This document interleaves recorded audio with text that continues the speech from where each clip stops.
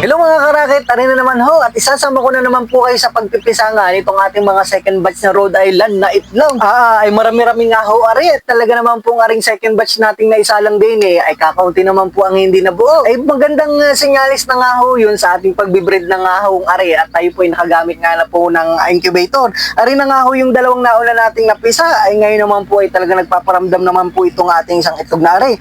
Ay baak na ho, ay maya-maya po ay lumabas na nga ho rin. Ay talagang nakakatuwa naman pong pagmasdan na kahit pa paano nga po yari nga ating incubate ng mga sisiw ay nabubuo na nga ho. Ay successful nga po yung ating kinuhang roster nung nakaraan at nakakabuo na nga ho ng marami-rami ngayon. At tingnan nyo naman ho, aring ating second batch na rin ay marami-rami nga po ay kita nyo naman po talaga naman pong sulit ang pagod nga ho sa ating pag-a-adjust na ari. Ari nga ho at kinabukasan nga po ay dumating na nga ho aring incubator na in-order natin online.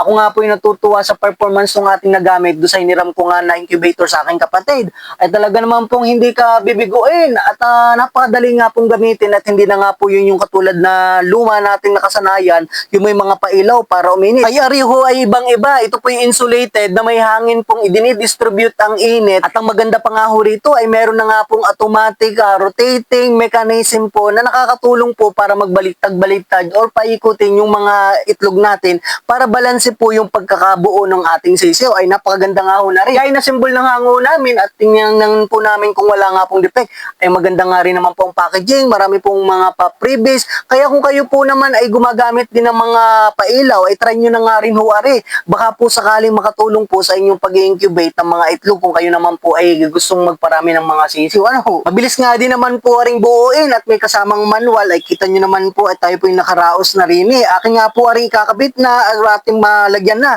Kung nakita nyo po yung itlog sa aking gilid kanina ay dalawang tray po yung ating sasalang din eh. At nang mabilis-bilis po tayong makapagpisa ng mga sa susunod po ay tingnan natin kung ari magiging available po yung ating mga fertile egg o kaya mga sisi, day old, week old, month old. Ay hala ho, hanggang din na lang po muna ang ating video. Subaybayan nyo po ang paglaki na rin ating mga sisi. Maraming salamat po sa panonood. Ingat, bye-bye, God bless.